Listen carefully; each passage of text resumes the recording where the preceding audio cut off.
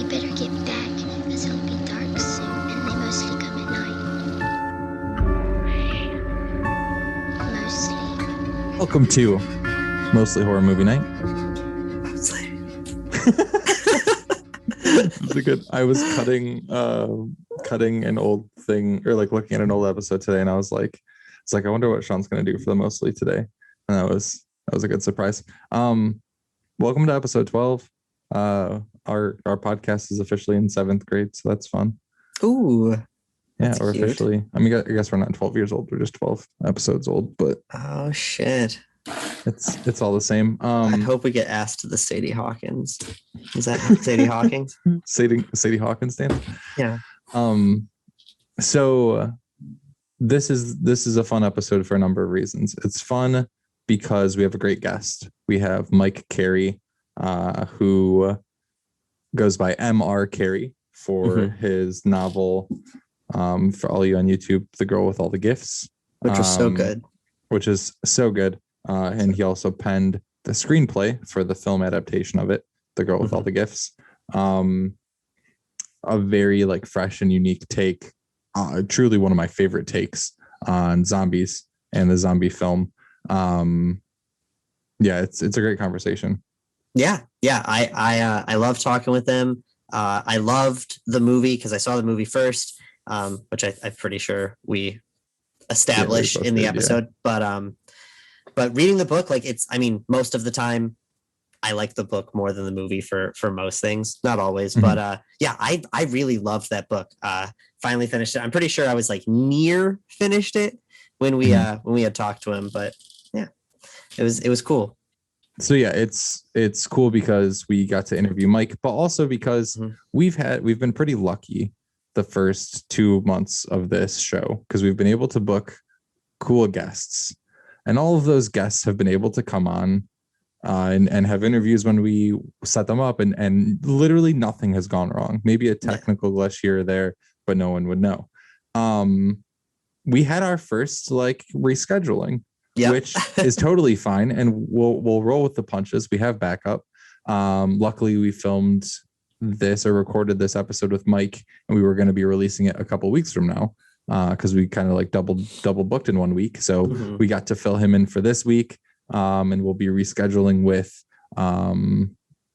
the people we were supposed to interview for this episode in a week or two, which I'm still very excited for. I was about to say they're going to be, because last week I'm pretty sure we were talking about how excited you were for this week, and that's not to diminish or dismiss Mike at all. Like this was a great interview, but Steve's interview is still it's just got to wait a little bit longer. It's still going to be very fun. I know I teased it at the beginning of episode 11, and now it's not going to happen, but that's okay.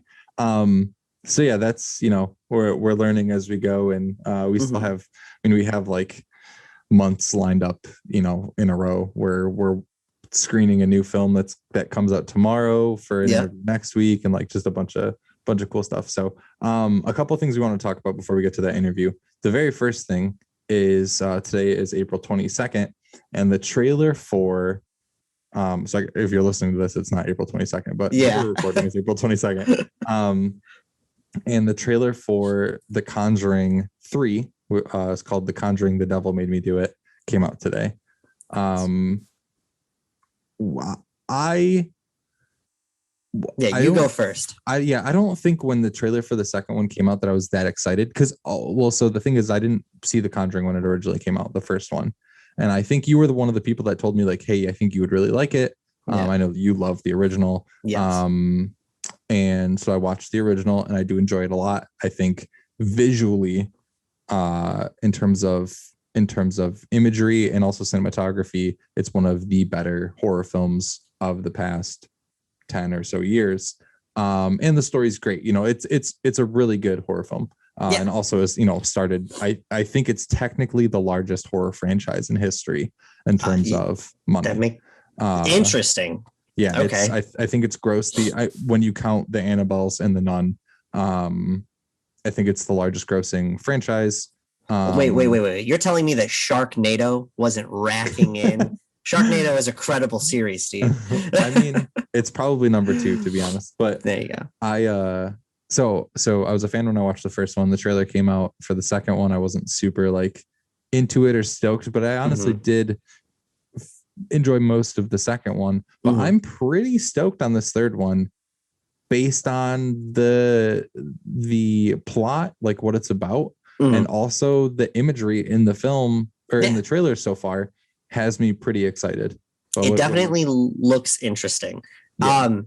I'm pretty sure that I'm going to like it. I think that The Conjuring is a really good example to me of sort of almost what happens with like Stranger Things, in my opinion, or like Alien, where the first one's like the creepiest, but then it just kind of like, as it world builds, it almost becomes like more epic and like actiony horror. And that's kind of the vibe I get from this. I'm not going to say action in the sense of like explosions and whatever, but it feels more like Ed and Lorraine like in a battle against evil versus the first Conjuring, which felt like a haunting movie. So this one looks fun, but I am like, I bet all of my money that I'll leave it going, that was a lot of fun. I still like the first one the most by far. That's true. So that definitely makes sense. I think some of the things that excited me were the director, Michael Chavez, was talking about it. And he said that when James Wan made the story, and the screenplay is written by someone else.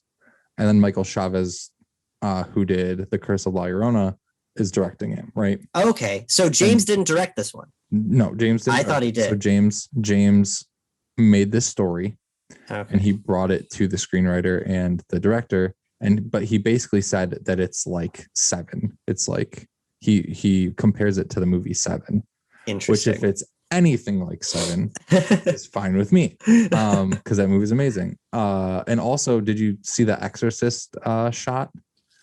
The shot of the man with the hat outside of the yes, so good. I love that. Right there, dude.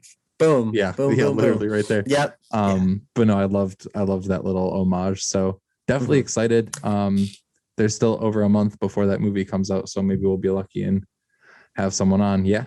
I also love that they're slowly turning her, like her hair is getting higher with every movie. They're turning her into like 100%. If you look at her hair, and then all of the interviews and stuff with the actual Lorraine, like boom, 100%. The hair is getting higher. By the sixth movie, she's gonna look like Johnny Bravo, and I'm really excited about it.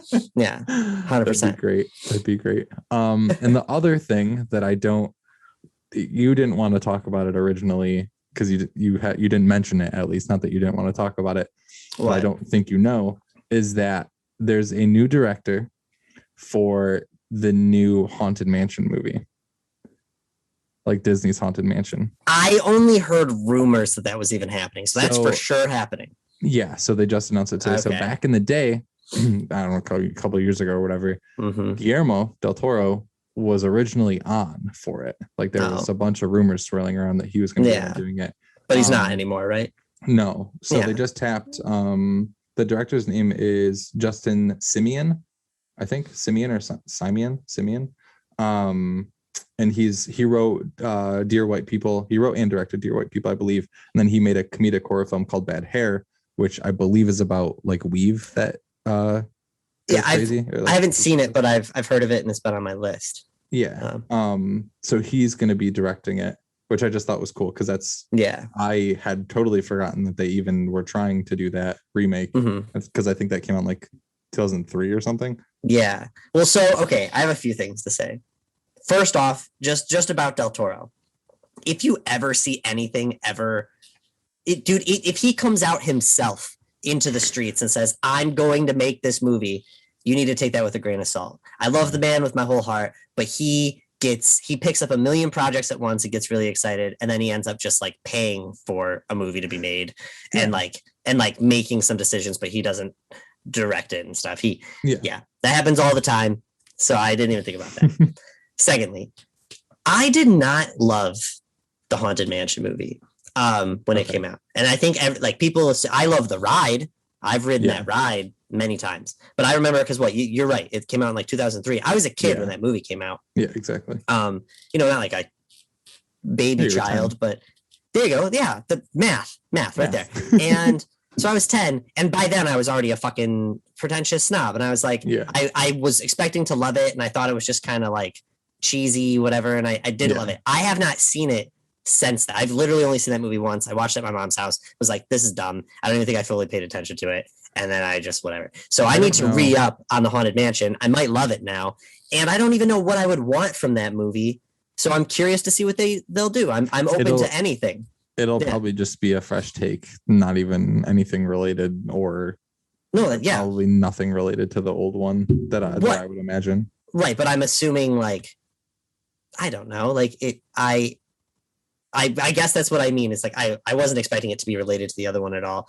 I'm saying I don't even know what I would want. So like, just you can do anything, and let's see, and hopefully it's fun and good and actually spooky.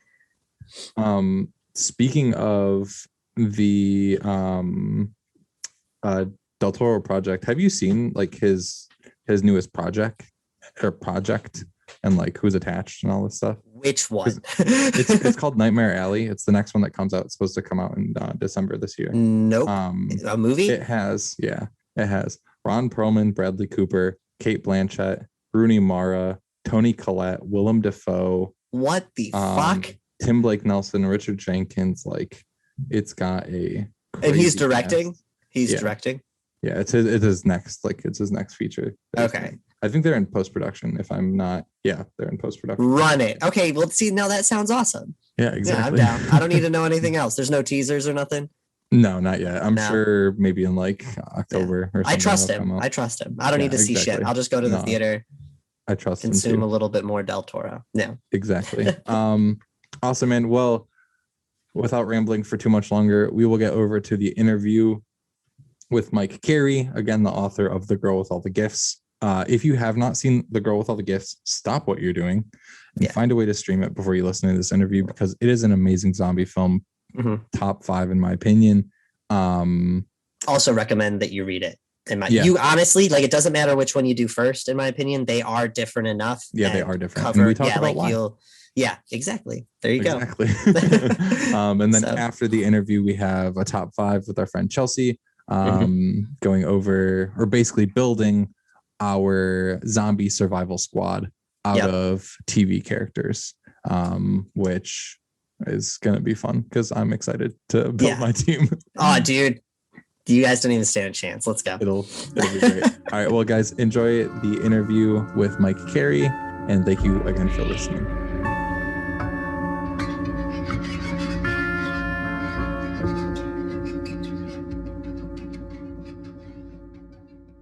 All right, we are here with Mike Carey. Mike is a writer of comic books, novels, and films, known for the novel The Girl with All the Gifts, as well as the 2016 film adaptation. Mike, thanks for being on with us today. We really appreciate it, man.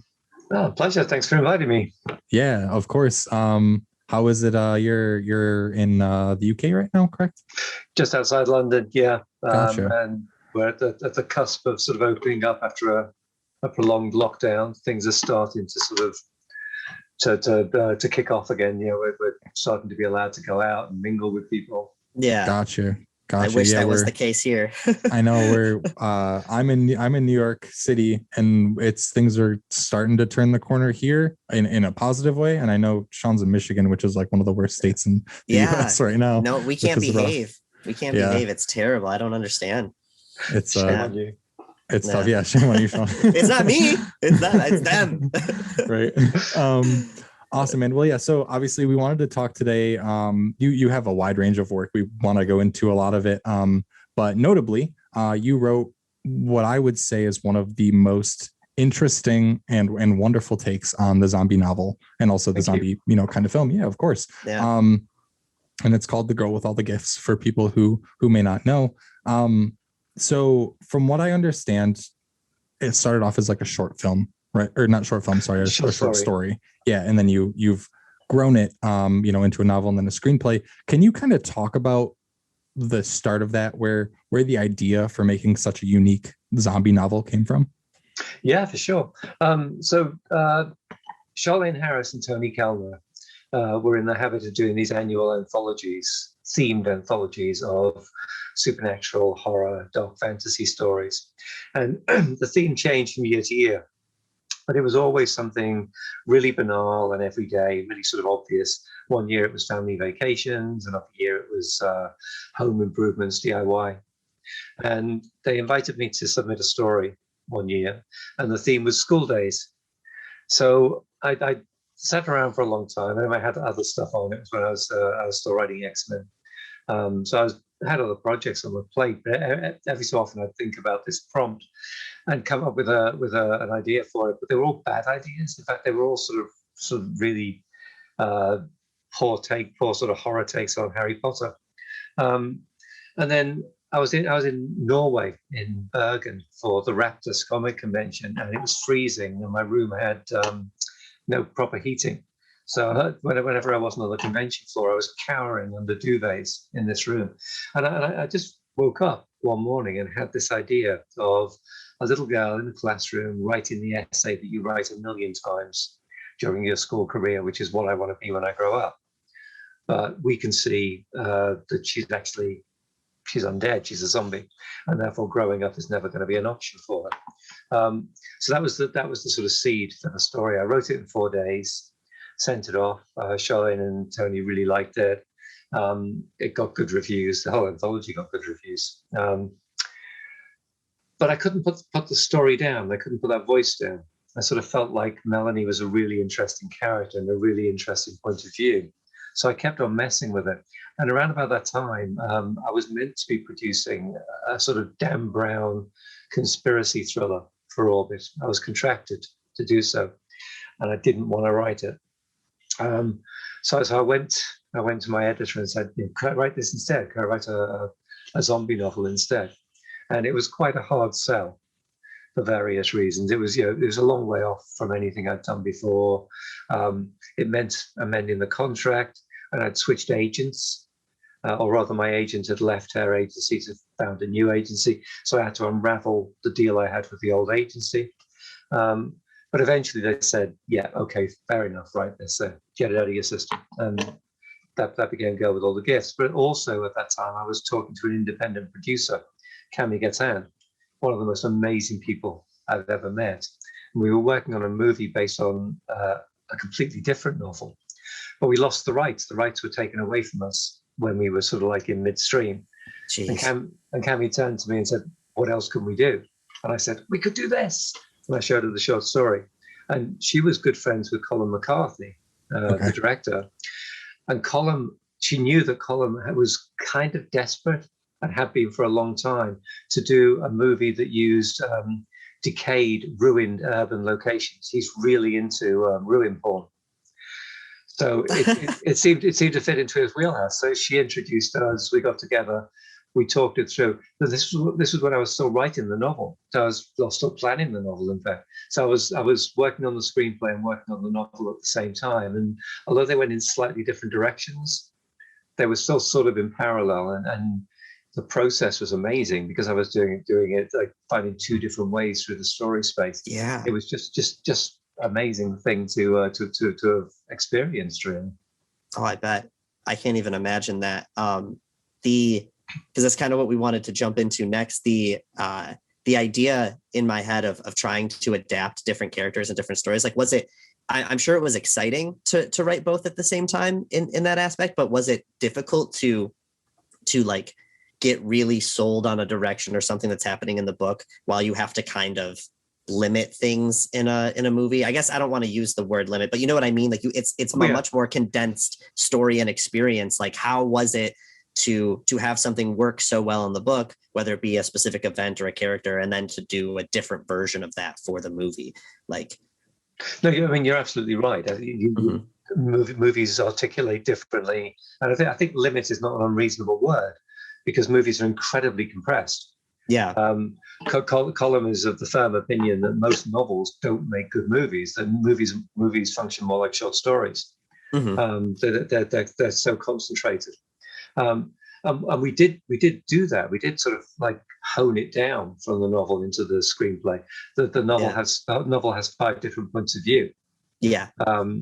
the movie is just Melanie. It's what Melanie sees, what Melanie experiences. We're with her all the time, which means that Senya Nanawa was on screen all the time, pretty much. Yeah.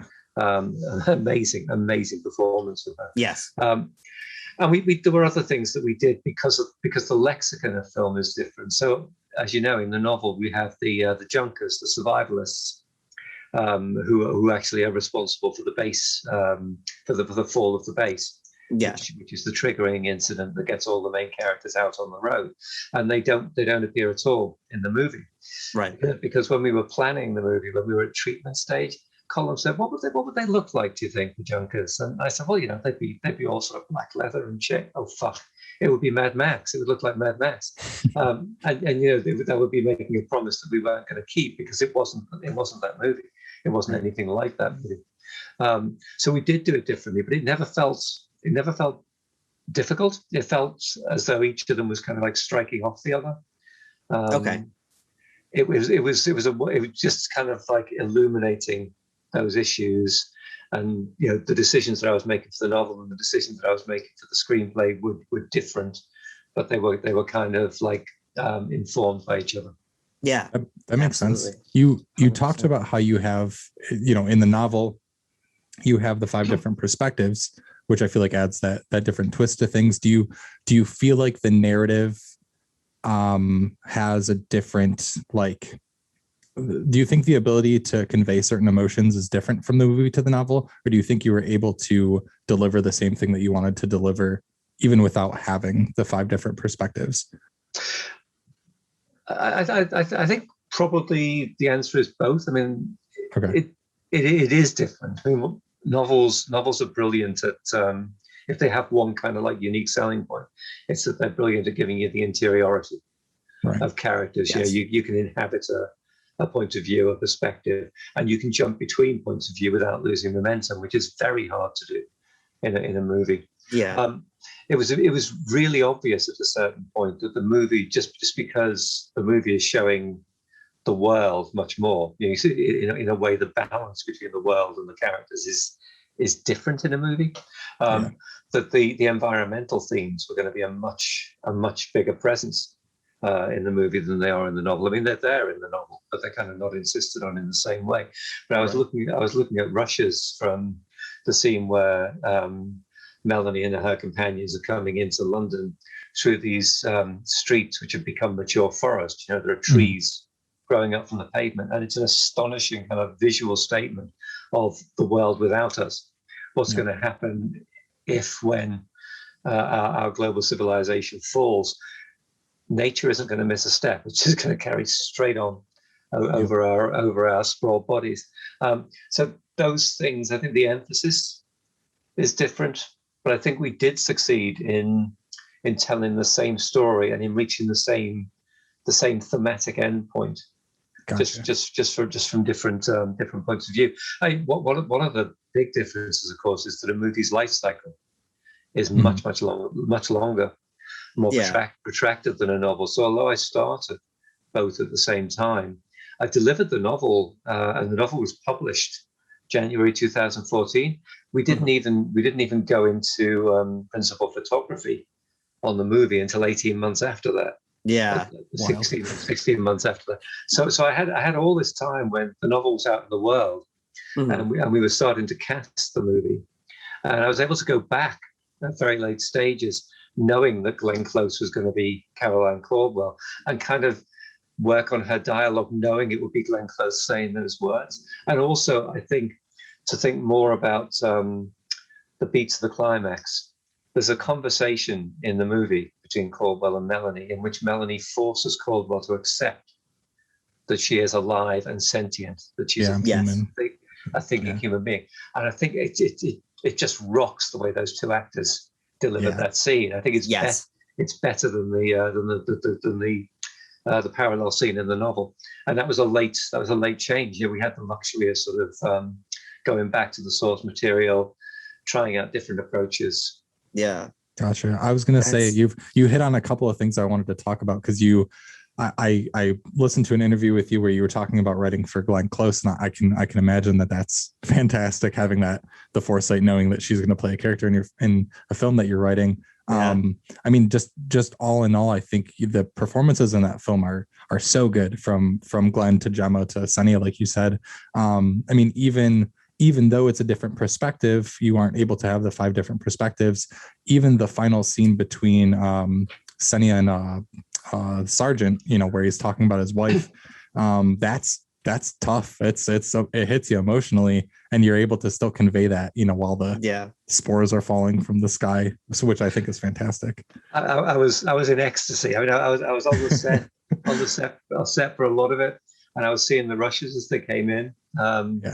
And just seeing those actors delivering my lines, I honestly, I just felt like I dived into heaven. Yeah, I would imagine.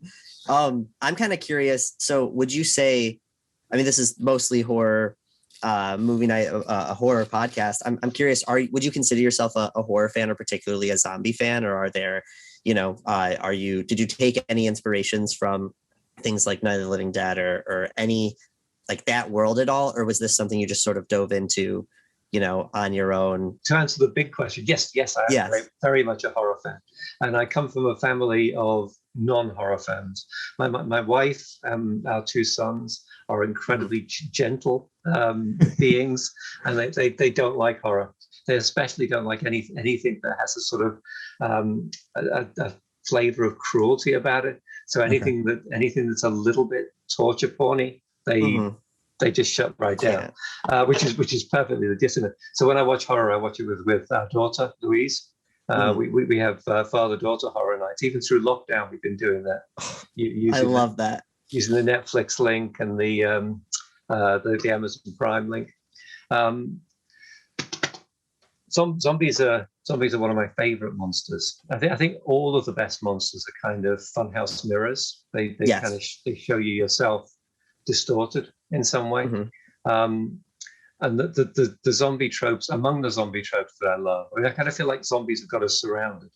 They remind us of what we used to be, because they're just animals in human shape. They have no sentience, no there. And they remind us of what we're going to be, because they're also corpses. So they're terrifying in 2 different ways. But I love particularly the zombie movies and stories where you get the hint of what was lost, the hint that there might still be some vestige of a human trapped inside that body. So the moment in Walking Dead in the very first season where the wife keeps coming back to the door of her house and staring at the door because she knows she's connected to this place in some way, but she can't figure out how. I think it's really brilliant. And the opening of Land of the Dead, where you start with a pan across the zombie-infested town, and you keep hearing these strange bleats and whoops of sound, and the camera finally finds the bandstand and the zombie musicians who are still holding their instruments, and occasionally, the trumpeter will lift the trumpet to his mouth and just sigh into it, but can't remember how to make music with it. It's just really poignant and beautiful. Yeah. Oh, that's so when I think of because I've seen there's obviously so many different kinds of zombie movies and things that touch on everything from, a magic, like a curse to them, to an infection, to a bacteria, to a fungus. But so that was an extra point. But in the book, whenever I watch any zombie anything, the scariest thing to me, even more so than being consumed by a herd of zombies, is the idea of being one and being sort of trapped.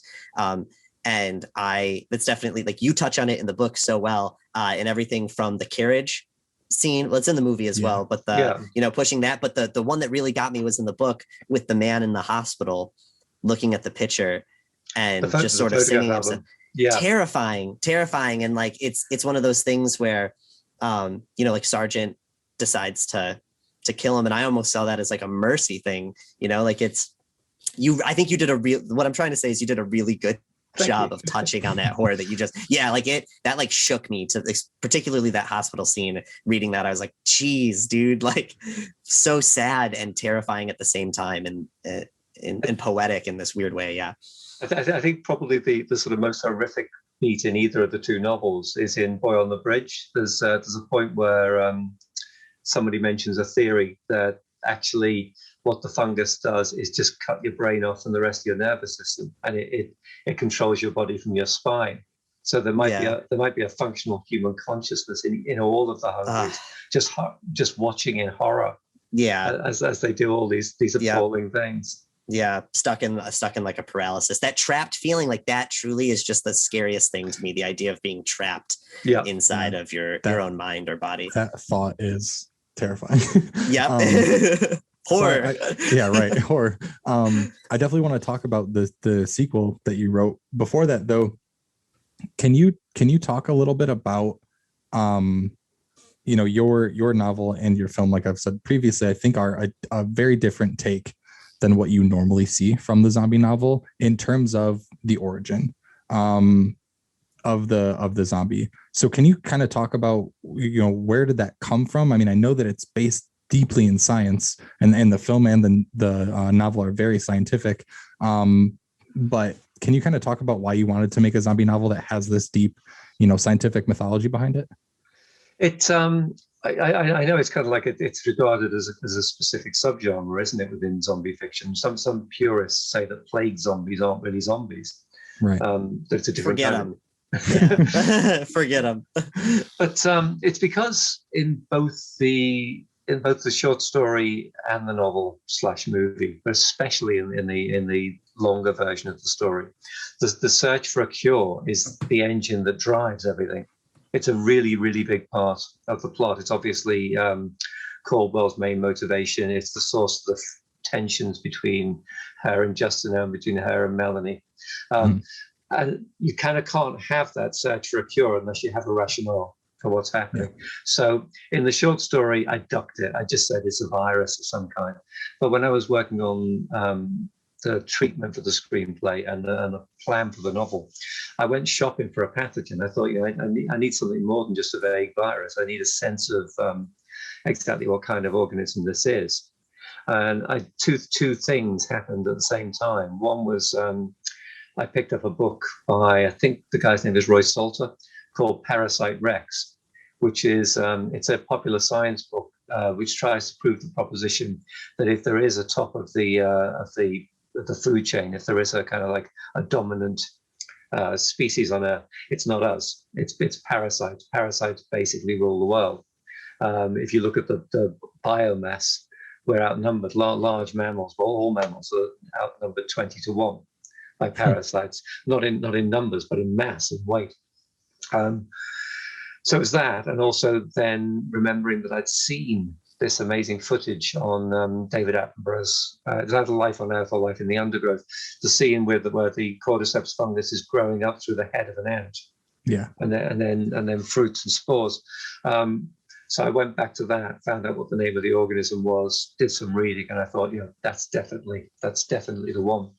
I even had a theory for how it would be able to bridge the species gap. Be able to get into humans, which was cordyceps is a neuro hijacker. It imitates your neurotransmitters and basically lies to your body to make your body move, to make your body do the things that it wants you to do, which means you could see a situation in which somebody who'd lost the use of a limb because of neural damage, you could inject cordyceps into the nerve tissue, and cordyceps will carry a message across the gap so that you'd regain the use of the limb. So I had a sort of backstory where someone had tried to do that, and unfortunately they'd lost control of the experiment. Geez. That's something that nature, scientists would do. That's something they're like, I heard this thing that moves your arm for you, let's try this out. Right. I think cordyceps is used as a medicine in China. I think there's a preparation they make from the cordyceps fungus. So that's another way it could happen. Let's hope this. Let's hope it never does. It's just crazy, like how, I don't know. It's that whole concept is very, very disturbing and very like it's almost too realistic to the point of like zombie novels and the like plague or whatever is normally really far removed. Even like, Night of the Living Dead, like the origin of the zombie is pretty far removed to where you're like, I don't feel like this is going to happen at all. But even you just describing the jump to humans, I'm like, yeah, we need to watch out for the cordyceps. Especially during a time like obviously right now with coronavirus and stuff, like it's something that like just knowing that things can just jump and everything can change so fast is, it's crazy. Because they reckon COVID came from a bat and a pangolin. It's bat and pangolin DNA mixed or something. Yep. Crazy. It's wild. So you touched on it a little bit earlier, but you wrote a follow-up to The Girl with All the Gifts called The Boy on the Bridge, right? Is that something that you intend to, or at least would want to make as a film follow-up to The Girl with All the Gifts, or is it kind of just there as the book sequel? We have talked about it because Poison Chef, which is Cammy's production company, has the rights. Okay. And we've been close once or twice to getting it set up, but we've never quite managed to make it happen. The time frame is slightly different in the film than it is in the novel, which might cause problems. But at one point we were talking about maybe doing a TV series which would start with the events of Boy on the Bridge and then go through to Girl with All the Gifts over the space of a few seasons, which would have been crazy fun to do. Yeah. But currently no plans. We have some other projects on the go. Nice. But that one's on the back burner at the moment. Yeah. Well, you have such a wide breadth of things that you've worked on and are currently working on, which we want to get into. And so I'm sure, as you're going through your many projects, you have many opportunities. I mean, you could even graphic novelize, The Boy on the Bridge if you wanted to as like another avenue, since you've been in that range. Yeah. Oh man.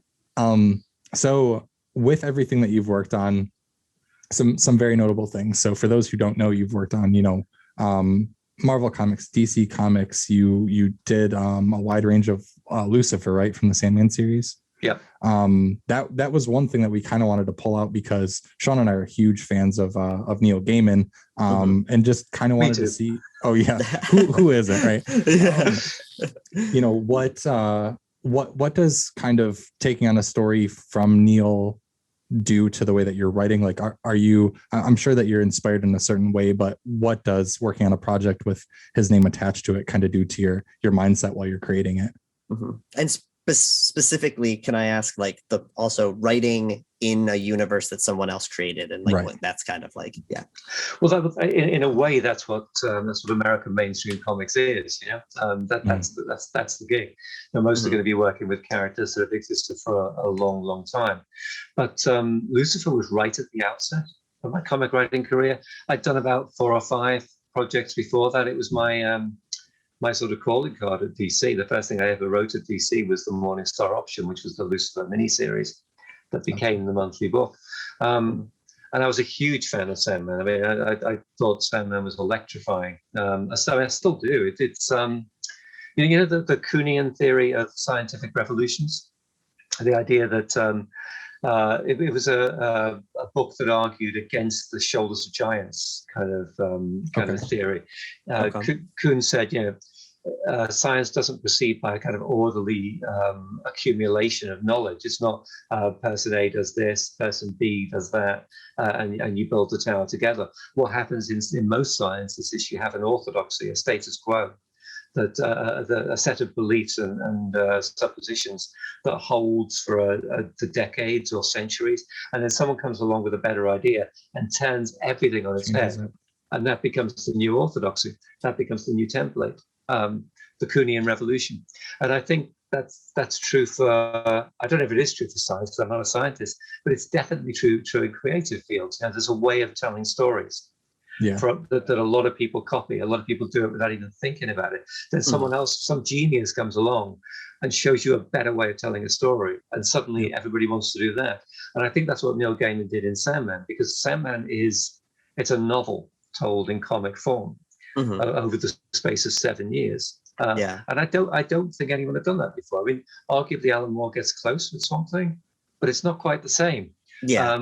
what Neil does is he has alternating long arcs and self-contained done-in-one stories, and the self-contained stories seem to be completely off to one side of the main arc, but then they feed into it in unexpected ways. Yeah. So it's thematically rich. It's like seeing a tapestry being woven. Yeah. Wow. So when I got to write Lucifer, all I could think of was, holy shit! Yeah, this is the most amazing opportunity. It was dream come true. Yeah. And also that there's only one way to do it, which is Neil's way. And if you look at the first few arcs of Lucifer, you can see me pastiching Neil in very obvious ways. And I think it wasn't until I got to Born with the Dead, the story that introduces the character of Elaine Bella, that I started to have the confidence to sort of like take it off a little into my own space and start doing things my own way, developing my own voice. But I developed my own voice initially by copying his, and I'm not ashamed of that. I think that's actually a great way of finding your feet, finding your space within a medium. Absolutely. That's all art. We had a conversation in one of our earlier episodes with the film director who, he's talking about when he's creating a film, you're basically just referencing or emulating things that you've seen before, but putting your own twist on it. And that's, most art is emulation. It's looking at other things and twisting it to make it your own, right? Which definitely makes sense. And no better person to do it than Neil. So I think any genre is a conversation, an ongoing conversation. Yes. And as you say, you're constantly bouncing off what other people have done before you. I'm curious, during that, were you just making those decisions based off of your readings of Sandman, or I'm assuming that you talk with Neil about that process and everything? Oh yeah, Neil was creative consultant on the book throughout its entire run, and he was incredibly generous with his time, because his time is immensely precious.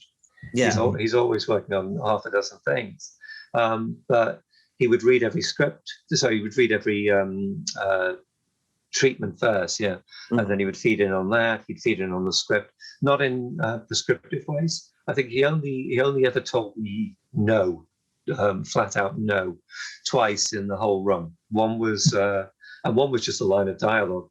I gave a line of dialogue to the character of Death, and Neil said, "There's no way she would ever say that."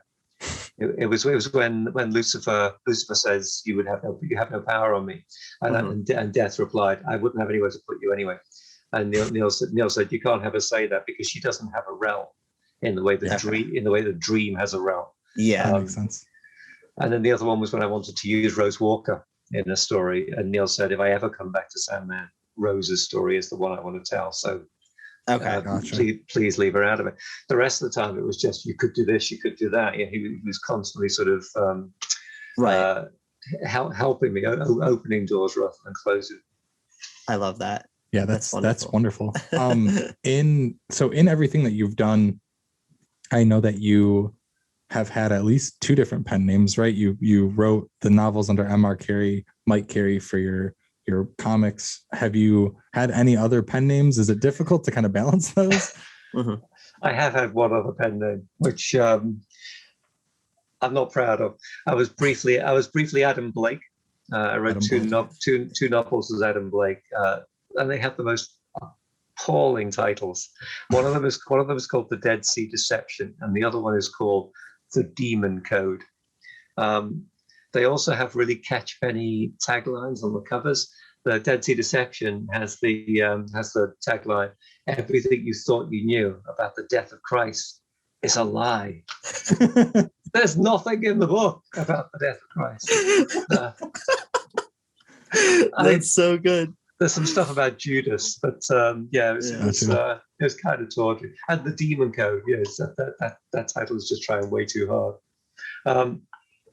But yeah, when I wrote Go With All the Gifts, my publishers decided it was different enough from the stuff I'd done before that I should have a pseudonym, but that it should be a transparent pseudonym in the same way that Ian Banks and Ian M. Banks were the same person wearing different hats. Yeah. So they said, "What's your middle initial?" I said, "It's J for James." And they said, "Okay, you're going to be MJ Carey." And the British proofs of Girl with All the Gifts are by Mike Carey. On the day that they came out, my publishers discovered there was already an Mike Carey on Goodreads, and she writes bondage porn. Lots and lots of bondage porn. And we just decided that the title "The Girl with All the Gifts" was just took on a different meaning in that. Yeah. Wow. Yes. That's so good. So they changed the initial MR Carey. What are the odds? What are the odds? I love that. So would you say that that's super important then, as a creator, when you're making different types of whatever? Like, you can't just label it different by like like this franchise is clearly different than this franchise, but to completely disassociate, or at least somewhat dissociate, the writer themselves. Like, would you say that in terms of like marketing and? Yeah, exactly. It's mainly a marketing thing.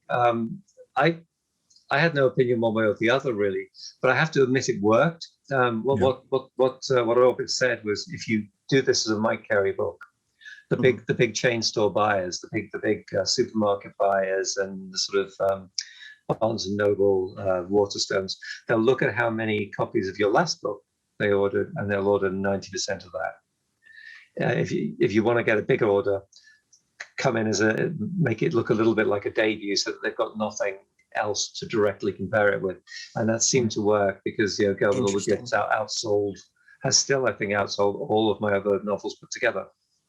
Wow. Okay. Not to take away from the novel, because it is amazing. I mean, it definitely there's a reason there. You know what I mean? Yeah. It was the debut, but it's also a great book. Yeah. Speaking of other novels, I'm curious. In prepping for this, I found out about the Rampart Trilogy. I hadn't heard of it before. But like reading about it, like I'm so excited to jump into it very soon. I'm curious if you wanted to touch on that at all, because it's not The Girl with All the Gifts, or like it's not the same thing, but you're kind of going with like evil plants again, or evil, and post-apocalyptic world. So I don't know if you wanted to touch on that at all. It is going back into similar territory, and it's like Girl with All the Gifts in one other way as well, which is it grew out of a short story. I wrote a short story for a book called Weird Winter Tales, and it's actually nothing like the Rampart books, but it does have the same voice. It has the same narrative voice. It's a narrator who's barely literate, who's sort of learned how to read and write very late in life, and is telling his story in a sort of quite rough-hewn, quite in a way quite clumsy sort of pattern of speech, but there's a kind of poetry to it as well. It was basically me ripping off Mark Twain. It was loosely inspired by Huckleberry Finn. That makes sense. But yeah, it's the first time I've gone back to post-apocalyptic territory. It's very different because it's whereas Girl with All the Gifts is sort of like the apocalypse happened within living memory, and most of the characters were there when it happened. Coley's world is 3 centuries or so down the line. They don't remember what was before, and they don't remember how what was before ended. They have folk tales about it. And they have guesses about it. What they also have is a few precious pieces of legacy technology. They have a few things that still work after all those intervening years, mostly because they were self-repairing tech. In Coley's village, they have 3 weapons and 1 computer database. And those things make an enormous difference to their day-to-day survival. They can only live really because they've got access to those things. And if they lose them, they're screwed, because there's no way they can rebuild, there's no way they can repair. And the main character, Coley, is a young boy who steals a 5th piece of tech, initially non-functional, from the basement of the building in his village where the rulers, the Ramparts, live. He steals it, and then he figures out a way to make it work, because it's solar powered. All it needs is to sit in the sun for a long enough time, and he's told this by a mysterious woman named Ursula from elsewhere. So he brings this piece of tech to life and thinks that this is going to get him a seat at the table. That he's going to be a Rampart, instead of which he's exiled from his village for the crime, and that sort of starts him on his adventures. Wow, I love that. Yeah, I'm super excited to read it. Yeah, definitely. Cool. I think that we're very excited for the stories that you're able to create, and that sounds extremely interesting. It's definitely not horror. Definitely just full on sci-fi. That's fine. Which is that's great too. Sci-fi is amazing too. Yeah. We specifically put mostly at the beginning of our podcast name so that we have wiggle room to talk about other stuff to whoever we want. Yep. As long as we throw a zombie in there somewhere, it's fine. Yep. Awesome. Well, again, we appreciate you hopping on with us. One final thing, because it seems like you are an avid movie watcher, or at least enjoy watching films. Having worked on Marvel, not to nerd out here, but I would love to know, is there a character from kind of the depths of Marvel that you would like to see in the MCU? Because obviously they've touched on, you got the biggest characters. They've thrown in some small ones here and there. I'm sure, your attachment to X-Men is large, so the X-Men's going to be coming back soon. But is there someone that you really enjoy that you'd like to get their shot in the Marvel shows? There are loads of X-Men characters who should be brought in, but I would start off with Joanna Cargill, Frenzy. Okay. She starts out as a bad guy in one of the many sort of groups of evil mutants, and then when I was writing X-Men, I had her sort of in an alternate reality be a hero, and then when she's dragged back into our reality, she decides she wants to experience that again. She wants to be better than she is. She has massive anger management problems. But she tries her best to do the right thing, and she's just loads of fun to write. Awesome. Hopefully, sort of anti-hero. yeah. I was about to say, I love that. We'll know when she pops up on screen and be like, right, it's Mike's character right there. Exactly. There was one story I wrote when I was doing that book, Age of X. It was a 6-issue miniseries, and I think it was the best thing I ever did at Marvel. Okay. It was one of these alternate universe things. The X-Men sort of fighting a seemingly infinite army of armored soldiers. They're the last mutants on Earth, but there's much more going on under the surface. Lots of reveals and twists. You said Age of X. I'm gonna have to hop over to the comic store, maybe even after this, and try to find it. I've read like a handful, just to quickly, I've read a handful of whether it be DC or Marvel superhero things, but I didn't get into it as a kid as much. Like I more like watched a handful of movies. So, and it's such a large thing that I feel like it can be kind of daunting to jump into. So giving me like a specific arc to kind of just throw myself in, because at this point there's no like, where is the beginning? You just kind of have to pick something and go. So I think jumping into here is a great start. There you go. Might as well. Awesome, Mike. Well, thank you so much for being on the show. It's been a pleasure to talk to you. Likewise. Your work is wonderful.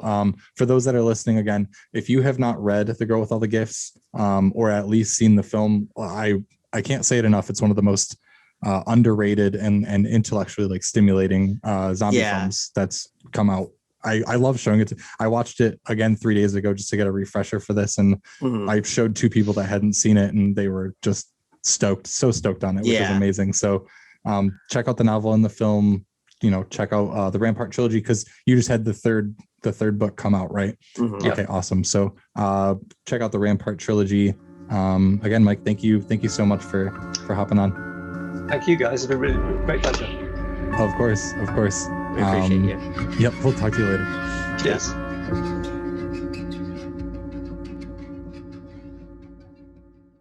All right, we hope you guys enjoyed that interview with Mike Carey, the author of The Girl with All the Gifts. But time to change it up. We are here with another top 5, although it's not really a top 5. It's kind of similar to our first episode that we did a top 5 in, where we're building a team.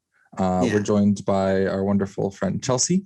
Chelsea makes Chelsea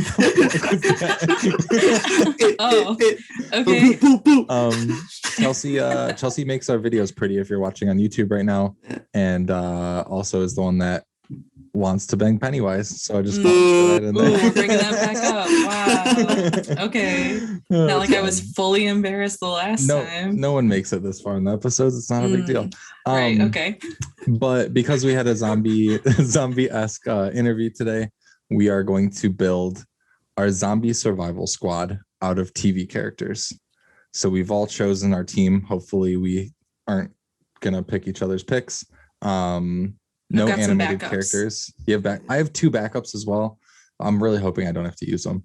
Me too. I got a couple backups, but they're pulling them real quick though. I mean, no one but weirdos listens to us, Jill. So I'm sure that that you have maybe someone even agrees with me. I'm sure that is the case. But really quick, since it was brought up, can I just clarify that it's not about Pennywise, it's about Bill Skarsgård. I just like Bill Skarsgård in any format. Yeah. But hypothetically, if you were dating him, are you saying you would never be like, hey, Bill, tonight? I'm saying I wouldn't ask for it, but I wouldn't say no to it. Right. Do the eye thing. At least the eye thing, please. That's so gross. Just drooling. Yeah. That's the weirdest shit in the whole world. Not your choices, his eye thing. Mm-hmm. I also want to point out, I mentioned this before we got on, but the baby Shrek in the background is yes. is a great touch. Thank you. It's wonderful. He's watching. He's always watching. Yikes. All right, cool. So once again, we're gonna pick our zombie survival squad out of TV characters, live action TV characters. And we'll give a little bit of reason behind our choices, obviously, as we always do. But Chelsea, you go first with your number one choice on your team. Okay. My number 1 pick is going to be Hannibal Lecter. Ooh. Yes. Okay. Because like he Mads Mikkelsen, right? Yes. Oh, it's got to be right. Because for the TV, yes. Yeah. Should I talk about it? Yeah. Okay. Yeah. I would pick him because he's a doctor. He was a surgeon, right? And I think he did like some ER stuff. So he's like good for all of that. He could be a helpful. Damn. So basically what I did for this whole draft was I tried to do like categories of like a doctor, a fighter, or whatever. I myself fall into the category of crying girl. Because I would provide nothing. I kept thinking like, no matter what like if I pick the perfect team, then I am the deadweight who gets left behind. So I don't survive this in any situation. But you're choosing people to protect help you. Yeah. Hopefully, but hopefully I can trick them into keeping me around is the thing. So I'm starting with Hannibal because he's a doctor. Mm-hmm. And like not to go there, but he's also a pretty good cook. Yeah. And there's going to be no shortage of his favorite meal. So like we're probably going to have to eat some people. Yeah. It might as well taste good. Exactly. Yeah. That's very resourceful. Yeah. And I feel like with all of the other people around that he won't be like so focused on eating his teammates like me, but maybe it'll be enough. Right. He's getting his thrills from other places. Yeah. Plus he's like a fighter too. Like we've seen him fight on the show. Yeah. So yeah, I think he brings a lot to the table. Damn good. I was going to say, for sure, not just cooking people, but he's like really big on mushrooms. And I feel like he would be so good at being able to make something delicious out of whatever you find. I will say this, though. I considered Hannibal, but I was worried. I was like, I don't know if I can trust him or if he'd be the kind of dude that would like push me into a pit of zombies just because he's curious. But if he's on my team, I guess it's fair to be like, he's on my team. We need each other. Yeah.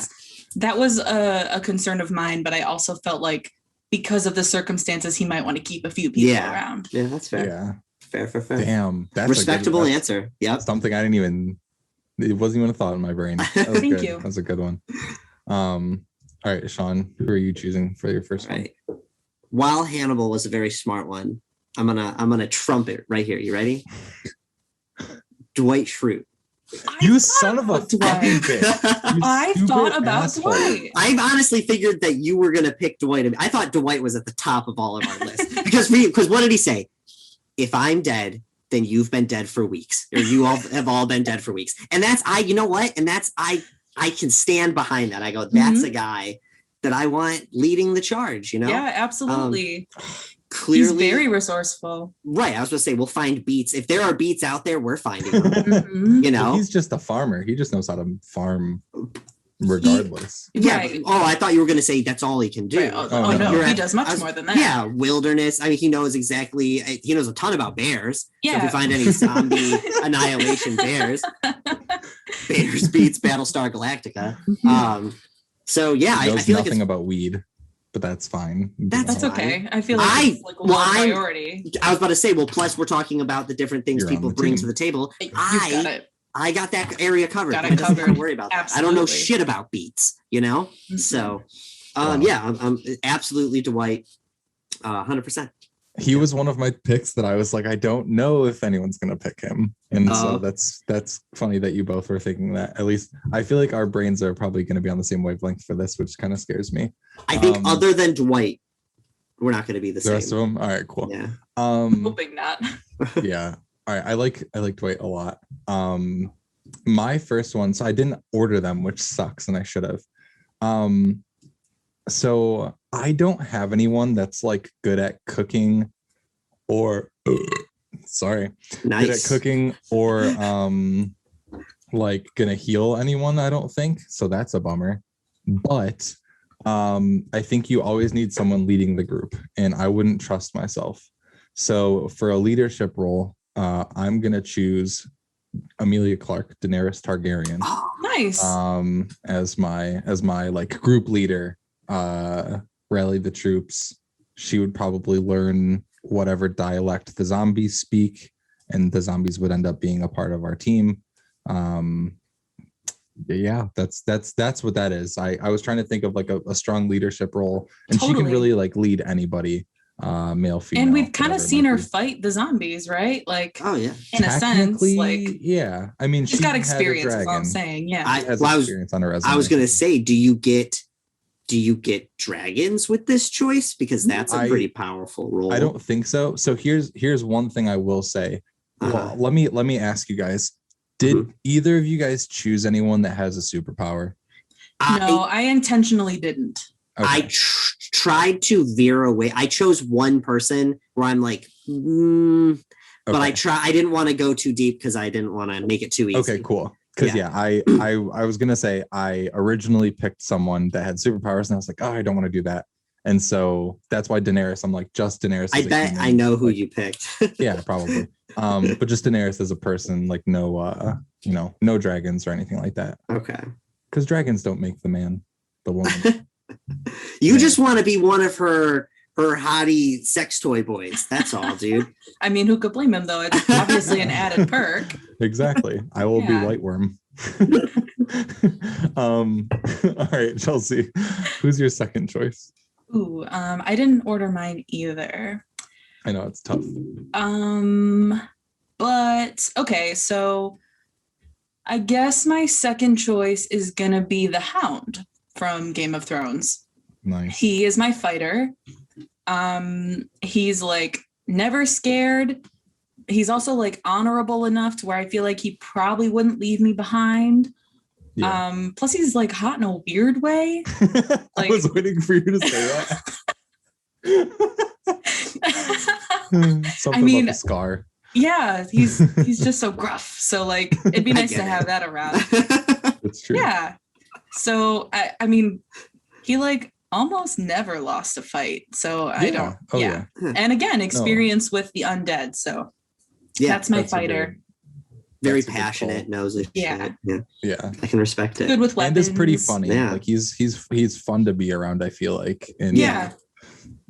he likes to be by himself, but I feel like I can't stop burping. Given the situation, he would probably be like fun to be around. Yeah. Yeah. Plus he like lived off the land for a while. He was like, wasn't he like in exile or something on the show? Yeah. Off Yeah. on his own. Like he can handle it. Well, That's good. since you guys have gone Game of Thrones, I'm going to pick my Game of Thrones pick now, Mhm. which is Arya, which I'm surprised neither of you. Why? Tell me why. Tell me why. She you're was my shaking. next pick. You son of a Well, bitch. eat a fucking dick. Like you should have. You named your cat after her. I know. I didn't Oh, even the think fool of was Arya, gonna which is choose her. embarrassing.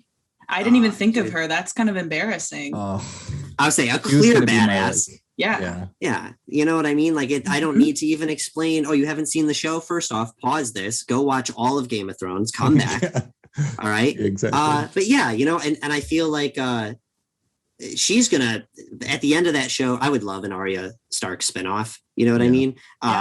And she's gonna fight things way worse than a worldwide zombie apocalypse. Like that's nothing to her. Already kind of killed the lead zombie. Exactly. Right. On some shit, you know what I'm talking about? So yeah, obviously Arya Stark. And especially if she brings some of those tricks. What's the no face thing that she's got going on? I don't remember what that was called. The man with all the faces or no faces. Yeah. Like who knows? Yeah, she's just a shapeshifter. She's just a girl. Exactly. It's just a girl. A girl has no name, dude. A girl has no name. A girl is killing zombies. All right. But Damn it, dude. That ruined my. So far, your first 2 picks have been on my list, and I had 7, and I'm down to 5, and 1 was a superhero, so I have to pick someone else. So I'm gonna switch out, because I was going to go Game of Thrones, and Arya was going to be my fighter, but she was going to be my like stealthy fighter. But I'm going to go with Brienne of Tarth, because or Sir Brienne of Tarth, because I want to fight her, and she is high on the list for me in Game of Thrones. I would like to say that my choice was going to be Arya, but it's not anymore. She's a great backup. Exactly. But Sir Brienne is good. And Game of Thrones was the first thing that came to my mind when I was doing this. So that is going to be my choice. Probably wouldn't choose her that high up, but I got to do it anyways. All right. So we're at pick number 3, Chelsea. Who do you want to choose? Pick number 3. I'm going to go with Walter White. Because was that on your list, Steve? Give me a second to redo my fucking list, guys. Oh, no. Do you want me to send you my backup picks? No, you're fine. God. He is the one who knocks, dude. You don't even got to explain it. He's so smart, but he's like not a little bitch about it in the way like a normal smarty pants is in those like in the zombie movie roles. Exactly. I also feel like, I mean, he obviously gets carried away, but he is a pretty good leader. So he kind of doubles as that role for me. And like, he can make stuff out of nothing. Exactly. But the other thing that I think is really beneficial is that I'm going to need at least a couple people on my team that I can outrun when it really gets down to it. And I'm pretty confident that I could outrun him. Yeah. That's smart. Yeah, with the cancer. Right. With the cancer. Yeah. Totally fair. That's so true. The reason that I was going to choose him just because I was going to talk about him, but he's like not afraid to do dirty work. Like he's one of those people. Totally. And so that's one of those things I was like, yeah, you need a dirty work person. That's another category I have. Nice. in choosing your people, are you thinking a lot? This is for everybody. Were you guys thinking a lot about whether or not the people you were choosing would get along? Because I could see the Hound and Walter. Do you think like they might like get into it a little bit? I had thought of that, but the way I justified it was that the Hound is pretty used to like stepping back for the good of the team. And I felt like he could handle that because, I mean, is Walter White worse than Joffrey? I don't think so. No. Well, plus Walter will be a dick, but the second, I mean, like he knows that the Hound's going to be able to beat his ass and he's not stupid, like you said. So, and when there's a good idea presented, he accepts it. So I feel like they won't be buddies, but they would be okay teammates. Yeah. But they'll help. Hannibal will talk to them and he's a mediator. Down. Yeah. Mm-hmm. Yeah. Totally. And then eat one of their livers later. Hey, whatever. That was good. Walter White's a good choice. So good, I would have chosen him myself. All right, Sean. Okay. What about your third pick? So are we putting our foot down of no superpowers? Or No. If you can, I want to hear your explanations and stuff because I'm debating mine might be my number 5th pick. Well, now I feel like I'm going to say it and you're going to be like, God damn it. I've added more since we've been talking. I want 11. I thought of her too. Yeah. I want 11. I want 11 because, and I thought that was a fair one because yes, she's incredibly powerful, but it's not like I have, freaking Professor X or Totally. I don't know. You know what I mean? Like she's still a kid. She's still kind of learning. And like her nose will start bleeding. Like she can only do so much. Definitely. You know, she'd be great for in a jam. I feel like she'd be good company in general. But overall, like it's not, I didn't feel like it was, I didn't ask for Superman, you know? She was on my short list. Yeah. So, I don't know. There you go. That's a good one. That's a good, it's funny because I thought about Stranger Things. I was like, who could I choose? And I'm like, probably no one. I don't think I would want anyone, but I didn't even think about 11. I thought about putting Hopper on just because. I thought of Hopper too. Yeah. I thought about Hopper and then I'm like, I don't really know if I'd want Hopper on my team. Yeah, he didn't quite make the cut, but with zombies, I don't know. Yeah, well, I mean, I ultimately didn't pick him, but so for my third one, I had 2 Walter White types. And I'm not sure if either of you have seen the show. Chelsea, I think you might have, but Marty Byrde, Jason Bateman from Ozarks. Oh, no, I haven't seen it yet. So very much as Sydney gives me the thumbs up. Great show. A, amazing show. B, he's a Walter White type character. I'll just say that. Not afraid to do dirty work, very smart. Can get along with really anyone if he wants to. But more so just not afraid to do dirty work, like needs to get shit done and will get it done.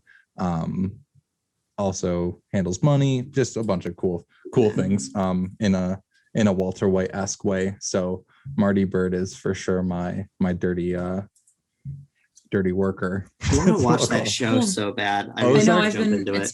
Mm-hmm. Ozark is so good because something happens in the first episode and you are instantly like, well, I have to watch this entire thing now. Yeah. It's so, and the latest season was amazing. I can't even, it's so fun. Is it still going? It's just still on. There's one more season that comes out, and I think it's being split up into 2 like 6 episode like mini seasons or whatever. It's being released in 2 parts, but it's Jason Bateman's best role. Like it is so freaking good. So yeah, Marty Byrde is my third pick. All right, Chelsea, your 4th choice. The 4th choice is Charlie Kelly. Who from It's Always Sunny. Sunny. Oh, yeah. Charlie. Okay. Yeah, because I mean, Charlie work. He'll do it all. Charlie work. He'll do Charlie work. He's very easily manipulated. Wild card, bitches. Exactly. Yep. He was my mindless worker and my wild card. We know he's good with a weapon because we've seen him beat the shit out of rats and like he can handle himself. Yeah. He doesn't need actual human food. He can eat. No. He can eat milk steak. He can eat, live off milk steak and be fine. Mm-hmm. He's a true survivor. He's not necessarily loyal, but I feel like we could get along enough to where he might be loyal to me. Like, he's not going to really get along with Hannibal or the Hound or Walter White. No, so none of them. We'll be bros. He'll be the first one Hannibal eats if he has to eat one of the teammates. Absolutely. So, it's so funny because I was going through like my favorite shows when I was doing this, and I looked at Sunny and I was like, I don't know if I'd want any of them. And I was like, maybe Mac, but then I was like, what about Charlie? It's like, I don't know if I trust Charlie to do anything. So I was like, I don't know. But I also feel like I feel like in a situation where you have to do things, like if he has the choice, he's not going to do things. But if you have to do things because they're zombies, I think that he could be trusted to at least clear himself a path, which I could just kind of like go. How did they do? I'm trying to remember like what he was up to during the zombie episode episode. Yeah, I don't remember.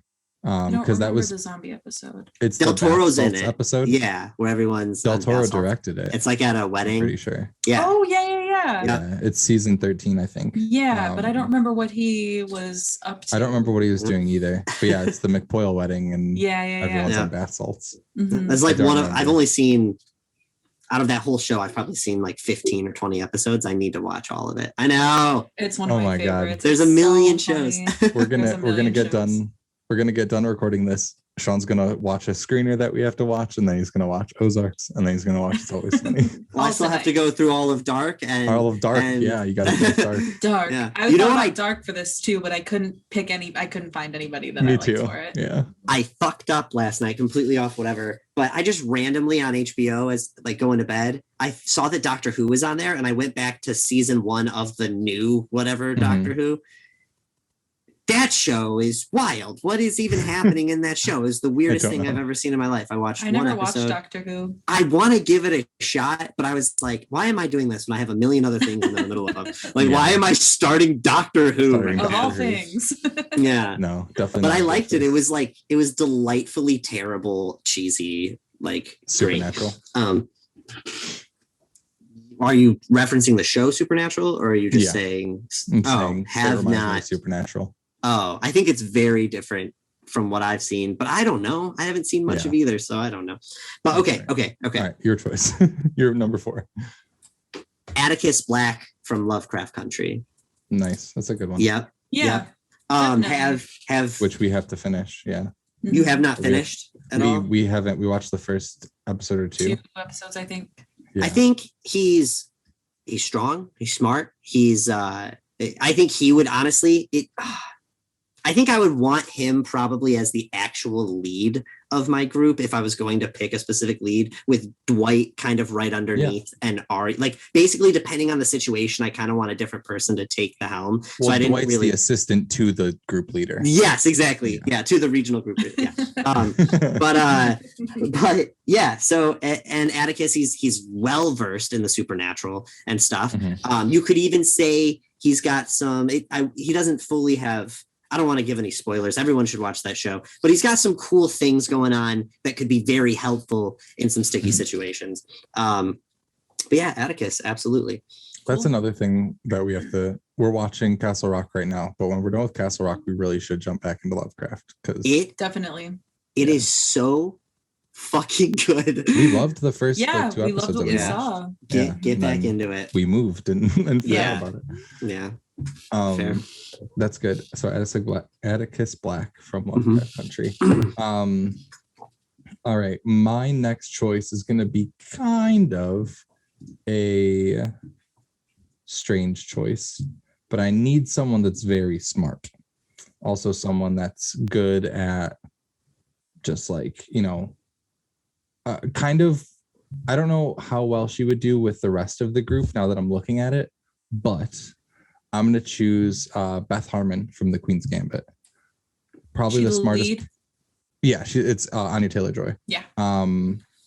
Just extremely smart. That's really all that there is. That's all. I just wanted one like extremely intelligent person. Strategist. Exactly. Yeah. Strategist. Strategist. It didn't sound right. You think she's Marty, tough enough? I think, yeah. Oh yeah. She's really tough. Well, okay. she's overcome a lot of adversity. In the show, she wasn't a real person, but she did overcome a lot of adversity in the show. And I think that she would just be the one that like she makes the plan. Marty Bird and Brienne are the ones that like go out and get the supplies or like figure out ways to do the plan. And then Daenerys like leads everyone to wherever they need to go. That's kind of what I see. But she was my number one like smart person, if that makes sense. Yeah. So yeah, we're rolling. And if you want to pass time, you can learn how to play chess. You can lose Beth at chess Harmon. constantly. Yeah. Exactly. She'll I need to watch that show. She's the best. It's so good. Another one. List ever piling. Yeah. There's too many. All right. And then Chelsea, you have one more pick. One more pick. Do we do like honorable mentions? Because I'm When we're done, Yeah. we When we're can done? go through. Okay, and- great. Yeah. cool. Then I'm just gonna go with, I was gonna pick like an alpha type, but I really, really want to pick this other character. So I'm gonna pick another fighter, and it will be Pimento from Brooklyn Nine-Nine, which is Jason Nice. Mantzoukas' character, Yes. in case anyone doesn't know. Because he knows tons about fighting and weapons, and also I am obsessed with Jason Mantzoukas. I am in love with him. So I just passed up like I had two solid alpha characters that Yeah. No, but it's not even worth it. I get it. The energy of Jason Mantzoukas and Charlie on the same team is absolutely pure insane. chaos. Yeah. I need that kind of energy in an apocalypse. 100%. People who aren't going to hold back. I agree. I get it. That's another show I need to watch. The most I've seen of it is the crossover with New Girl. It's good. Yeah. So his character is this. It's like he's a police officer, obviously, but he was undercover for too long, and he's like really traumatized by it. And do you know who Jason Mantzoukas is? Yeah. Can you picture him? Yeah. So like picture him with like the crazed look in his eye, and he's talking about like beating someone's face to a pulp, and then he's laughing because he doesn't know how to function in normal society anymore. He is absolutely fucked. He's just beyond gone. Yeah. I love him so much. Yeah. Just as an actor, he's so great. Okay. That's good. I do question him and Charlie at the same time, but I think that it's still a good choice. It might just be the appropriate amount of cast you need to get you out of a situation. That's what I'm hoping. Especially with Hannibal Lecter, who knows how to manipulate. Mm-hmm. Walter White's a pretty good manipulator too. If we've got like one on one and one on the other, I feel like we could be calm enough to get through things. Walter would put Pimento in his place really quick. Totally. I feel like that. And Hannibal could take care of Charlie. So yeah, works out. Or eat him. Well. Or eat him. All right, Sean, what's your fifth choice? So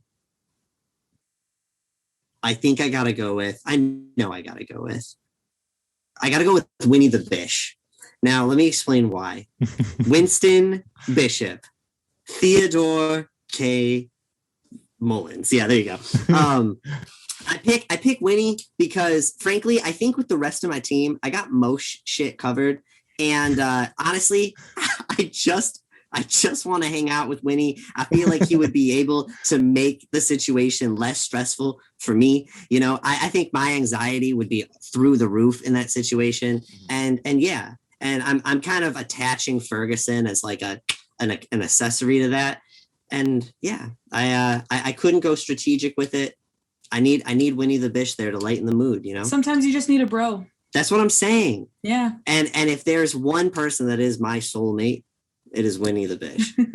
100%. I was trying to think about, I looked at New Girl too, and I was like, I just don't think any of these people would be of worth to me. They wouldn't, again, Winnie would bring nothing to the table. I mean, he's a fucking cop. He did save a kid's life, remember? He is a cop. And also, Nick wrote a zombie novel. So Nick might know a little bit about zombies. Nick also poisoned Jess with a dead fish. And that's where he was trying to impress her, though. I feel like that's a little different. Talk about New Girl for days. Yeah, that's a good choice. I would pick Schmidt, but I just like Schmidt. You would have picked Schmidt in that situation? Yeah. Schmidt wouldn't have been able to deal. Out of all of them, he wouldn't have been able to deal. What do you mean? Nick would be the first one to die. I don't know a ton about that show, but you should watch it. Nixon jeans. All right, sorry. I'm white man. All right. No, those are good. All right. My fifth one, because I feel like we got a little off track with New Girl. So I would like to say at this point I have no one that I originally had on my list, but I've been thinking while we've been going through this. And Chelsea, you're right with Hannibal Lecter. I need a doctor. I need someone who knows medicine. My favorite doctor, the head doctor, Garth Marenghi of Garth Marenghi's Dark Place. Chelsea, it's so funny. You would love Garth Marenghi. We got to watch Garth Marenghi's Dark Place. So he's a doctor. He knows how to deal with weird things. Yeah. He has Skipper the Eye Child that he takes care of for a little bit, so he knows how to take care of people. And he would turn everything into like a melodrama, which I just feel like would be like really fun to be around. So Garth Marenghi of Garth Marenghi's Dark Place is going to be my fifth choice. And just to we'll go around and do our honorable mentions. So actually, one of them that I ended up not choosing, I was thinking about Wanda from WandaVision, but it's just like not even fair. Like, what's even the point if you choose Wanda? But it would just be really fun to have her on the team. And then I also was thinking of people that I would want as like bait like you have one person that like you just use as bait. And so Rob Dyrdek from Ridiculousness. My God. Yes. I was trying to think of people who not necessarily were bait, but who brought something to the table that I could also leave behind when I needed to. Yes. And I think only Walter White ended up on my list, but I had a bunch of those where it's like, oh yeah, I'm faster than them. Yeah. Yeah. I just feel like Rob Dyrdek would be the one that it's like you just survive with a group of 4 and that person gets you out of like one of your biggest stickiest situations. Yeah, really. You just throw them Yeah. to the fire. Yeah. It's Rob Dyrdek on the big laptop. That would be my honorable mention. But what about you guys? Did you have anyone else on your list? Yeah, I had Daryl from The Walking Dead because obviously I ended up, I kind of didn't want to go that route because we know for sure they can do zombies, but I also felt like he's like a good leader of the team. Oh yeah. The other like alpha that I had, and I wasn't sure if this was going to be admissible, was Gordon Ramsay. I thought about that too. Yeah, because like he's such a commanding force. Like everybody's going to do what he says. I mean, like, I don't know. He's always got a plan. And if you listen to him, like your restaurant doesn't close. So I just feel like he could really help. And he's like fit and he like, I don't think I could outrun him, but I also don't think he'd leave me behind. Yeah. And then also he cooks. So no, he's all about, he knows how to like manage groups of people. Like I mean, he runs a business. So, you know, that's his stuff. That's a good honorable mention. Shit. Yeah, absolutely. And then Ron Swanson was my last one. Also thought of Ron. Yep. Damn, our heads were all we're all in the same spot. Place. Same spot. Do you have anyone else we didn't mention, Sean? Yeah, so I thought of Fox Mulder from the X-Files. But in my head I was like, I want him on my team, but I couldn't really give a whatever into why. I feel like he might just end up rambling about how aliens are the reason that we have the zombie apocalypse and how like if we can just find my fucking sister, we might be able to deal with all this. Yeah, and you've got the rambling covered on your team. Exactly. Right. We don't need that. We do not need it. 100%. 100%. And plus me and him will just end up when we're supposed to be on watch or something talking about aliens. And then totally. We get, your whole team's dead. I also thought about Buffy Ann Summers from Buffy. And in my head, but I didn't want to do 2 paranormal people on a team, but she's just a badass. You know, you don't even need, I've seen like 2 episodes of Buffy and I know that would be a valuable person to add. So yeah, I had other people I thought of, like some of the ones you mentioned, but yeah, like anybody from Game of Thrones, I felt like almost any of them. I had Khal Drogo and the last one I had that was a little bit iffy was Crazy Eyes from Orange is the New Black. I felt like she could be like a mindless worker and she's like so loyal once you're nice to her that she'd have your back. Another show I need to watch. Yeah, but I do want to like clarify that if this like in a zombie apocalypse, there is not a single chance that I make it. Like I'm dead before I can even pick my team. There's just no question. So this is a fun little game, but could never happen for me. I don't think my odds are good, but I don't think they're terrible. I'm not a super fast runner. Yeah. Not a great whatever. I'm a good shot. I can cook. I'm really good at climbing. But and I'm small. I can hide very easily. But that's about it. That's all I'm really bringing. I'm trying to think about, so it depends on the type of zombie. And that's true. Because I feel like different zombies I can defend differently. And also we are, Chelsea, you and I are at a vast disadvantage being in New York. Totally. Like, that's especially since our roommate is going to be patient 0. Like we have the best roommate in the world. Yep. It's Kaylee is number 1 every single time. So we are so 2 and 3. Yep. Yeah. If a zombie outbreak happens, Kaylee Shippa is the cause. 100%. Damn. I didn't think about that. So who cares what teams we picked? We're dead regardless. I'm good. I'm in Michigan. I'm not, it's not great, but if I can get to the UP. Better. Yeah, you're good up there. Yeah, there's islands out there, and just get on one of those. You can just even go to Canada, dude. Well, the apocalypse isn't going to be limited to the States, I don't think. I bet Canadian zombies aren't even that bad, though. They're probably just like... That's fair. Canadian zombies are nice and their milk is in bags. It's fine. Yeah. It's fine. It doesn't even, they don't even pose a threat. Yeah. They're probably just playing like a mindless game of hockey or something. I don't know. Exactly. Exactly. Well, this is great. I wish we should have talked more about the type of zombies that we're going against, but it doesn't matter. I think we got great teams. I think Garth Marenghi is the number one pick out of all of this. It's an amazing choice. No, it's a good one. I won't lie. Garth Marenghi was great, but I'm pissed I didn't think about Hannibal because that is just covers all the bases. I'm just re-looking at them now. But all right, well, Chelsea, thank you for being on. This was very fun, and thank you guys for listening. Like, subscribe, follow, kiss your mom. Good night. Yep. Goodbye. Perfect.